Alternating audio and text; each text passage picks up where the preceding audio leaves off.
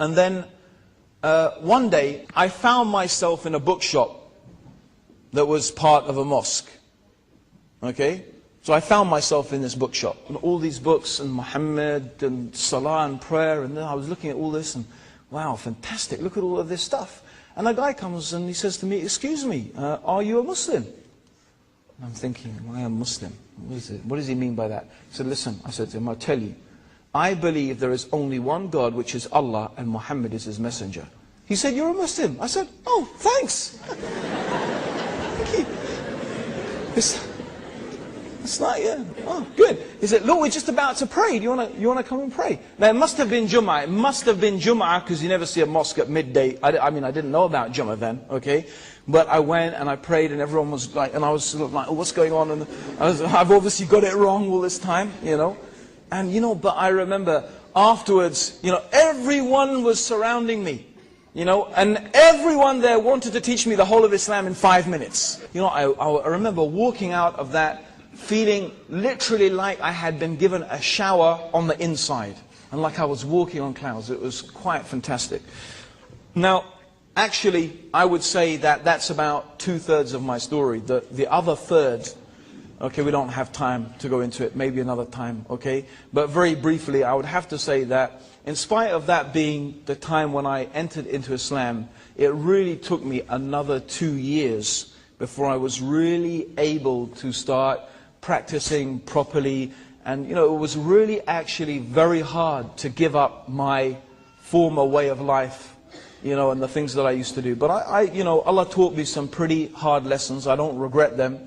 They're very, you know, I look back now and I learned some very good lessons from those days. But you know, they were the 2 most miserable years of my life. Why? Because I knew the truth and I wasn't following it. Actually, that's the worst condition a human being can ever be in.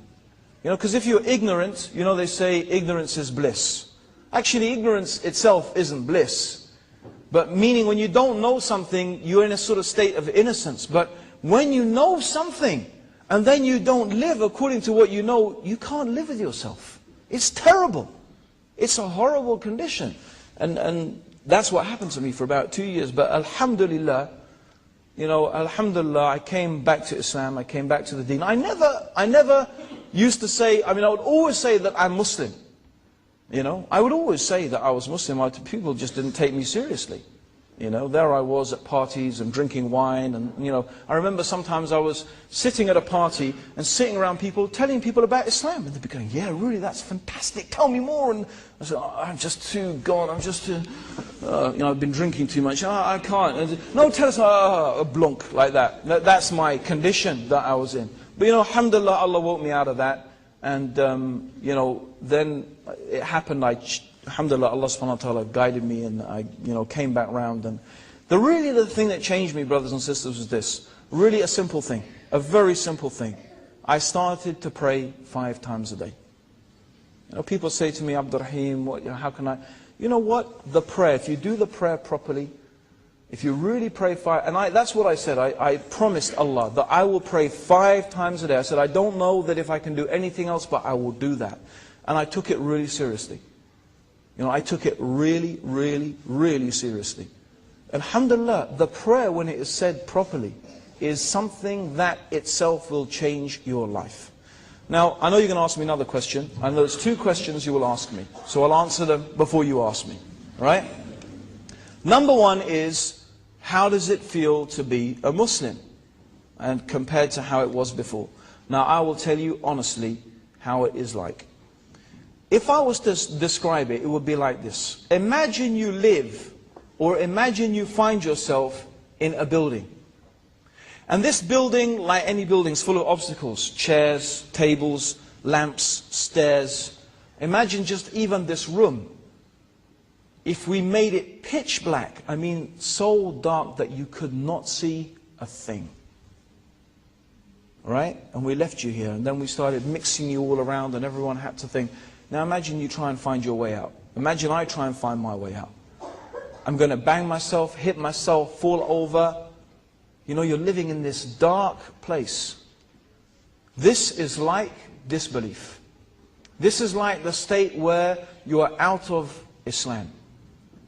You're in this dark place. You don't really know where you're going. You don't know where you've come from. And life is full of obstacles. It keeps throwing things at you. And you don't really know how to cope with them. Islam, it is really like you open the door and then you stepped outside and you're in the light. Suddenly you could see, suddenly you could understand, suddenly everything is clear. This is what it is like. Or you could also say it is like the difference between death and life, between being really alive and being dead. Because this is Islam. It brings the light and the peace and the tranquility to the hearts. It is a beautiful, beautiful thing, you know. So this is how we could say how I could really compare Islam. And I know the other question is going to be, what did your parents say? And I have to say honestly that me and my parents, alhamdulillah, have a better relationship now that I'm Muslim than we ever had before. I mean, if you really were able to get them to be honest, right, and to tell them how they really feel, they would admit without a shadow of a doubt, okay, that Islam has given me responsibility, it has ordered me to treat them with so much respect, and they would have to admit that Islam has been something that's good for me and also good for my relationship between me and them. So, you know, we get on, alhamdulillah, now really, really well, alhamdulillah. Okay, brothers and sisters, I hope I've covered most of the how do I come to Islam questions, okay? That's a very good question.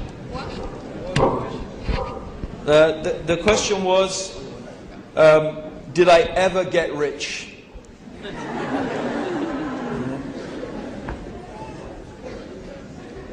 Yeah, I think probably I'm one of the richest people in the world. I know if you open the world's top 100 wealthiest people, you won't find my name there, okay? But if you really honestly, I would say yes, I am rich. But you see, what really is wealth? What is the true wealth? The true wealth is contentment.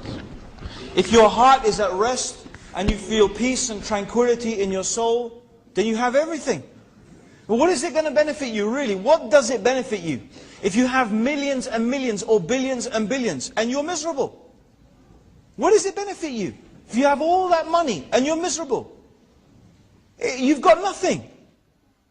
See, really, this is the thing.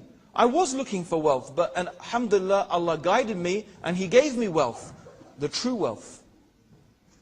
The true wealth, which is the peace and the tranquility and the contentment that comes from submitting yourself to the will of Allah subhanahu wa ta'ala. Alhamdulillah.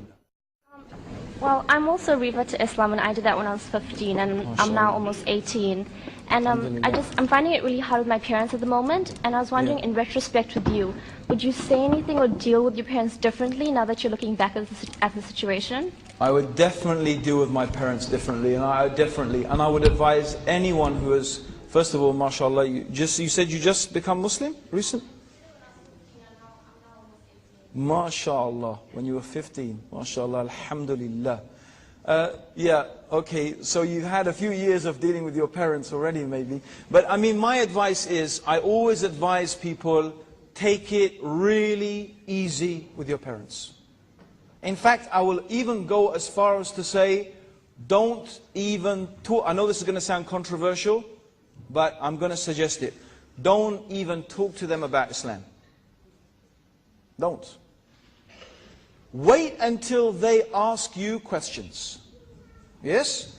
Let them have their space, let them have their time. You know, you have to remember, please remember this. Your parents will always remember you as a little baby. I remember my son as a little child, a little baby lying on my chest, sleeping, and I was afraid to go to sleep because I was listening, is he still breathing or not? That's what I remember.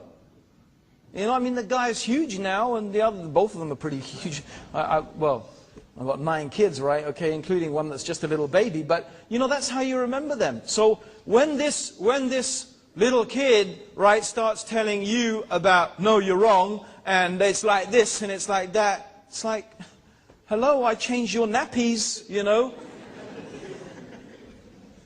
So, you know, the thing is that you have to remember that with your parents, And that's why I recommend take it really easy with them. Wait for them to ask you questions. Now when they've asked you a question, that means they've indicated a curiosity, right? They want to know an answer. And then the onus on them is to listen. Now if they complain, you say, you know, in the nicest way, you say, Mom and Dad, look, I didn't bring it up, you asked me. No, I'm sorry if I upset you. And just leave it, okay? Now, of course you're going to feel really like you want to let them know about Islam. So a tactic that I suggest sometimes, especially if it's difficult, is to leave some books lying around. Yeah? You know, believe me, they're going to pick them up and they're going to get curious. And you could leave some books. I mean, it depends on your parents, right? It really does. Some parents, they really want to know, and some parents, they don't. But the most important thing is you have to respect your parents so much. Remember Allah, He told us in the Quran that we shouldn't even say uff. You know, we shouldn't even go, huh. We shouldn't even say that to our parents. That's how we need to respect them. Paradise, your parents are your paradise and your hellfire. If they're pleased with you, Allah is pleased with you. If they're displeased with you, Allah is displeased with you. So, yani, you have to do everything you can. Okay? As long as the only barrier I have to say, the only thing is this, is that you are not allowed to do something haram to please them. Because there is no obedience to the creation, there's no obedience to the creation in disobedience to Allah. In other words, we don't obey a created being and disobey Allah. But with my parents, believe me, anything they tell me to do, inshallah I will do my best to do it. But if they ask me to do something haram, I say, Mom and Dad, that's the limit for me. Right? You're asking me to do something that Islam does not allow, and that's something I can't do. But anything else, you know, I will compromise on as much as possible. But when it comes to the haram things, no, I will not. Or ordering me to leave something that Allah has ordered, no, that I can't do. But otherwise, you do absolutely everything. I believe the best way to give dawah to your parents is by treating them the way Islam tells you to treat them. Through your example, through your manners, through really treating them in that respect and honor that Islam gives to the parents. Future of, it's a very good question. A very, very good question. The future of Islam in the West. You know, I really don't know. You know, I used to be very optimistic. You know, maybe even the light of Islam may come again from the West.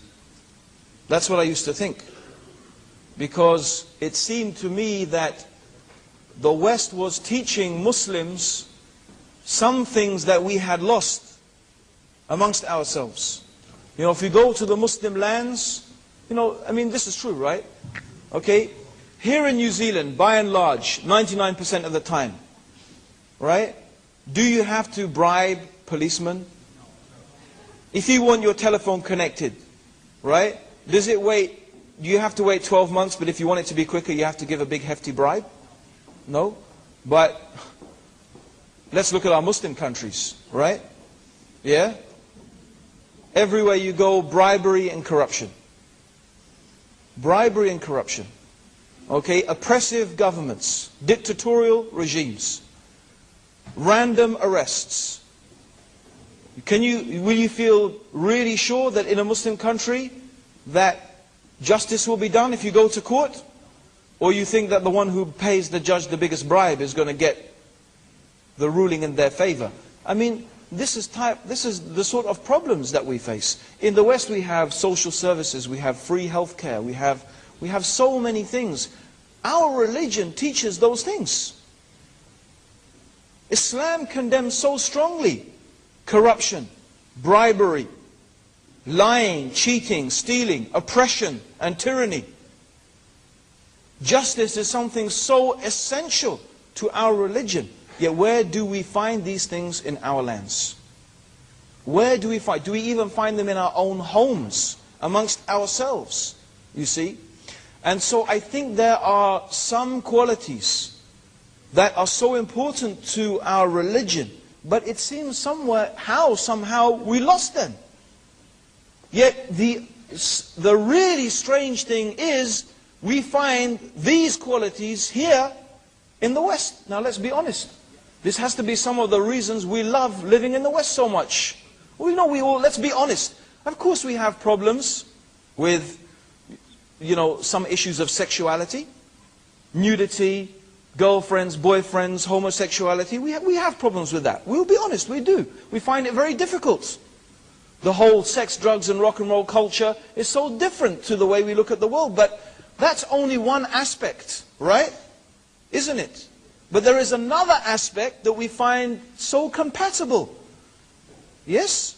Okay, so, I really had a hope that, and that maybe the Muslims living in the West will feel inspired again to return to these essential qualities and values that we have lost. And it reminds me of Muhammad Abdu. Muhammad Abdu was a scholar from Egypt, from Al-Azhar, in the last century.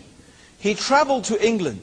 He said, I found Islam but no Muslims. Now, I say that's how I used to feel. Now I'm not so sure. Because when now I look at the West, unfortunately, I'm beginning to see many of those negative qualities actually beginning to happen. Okay?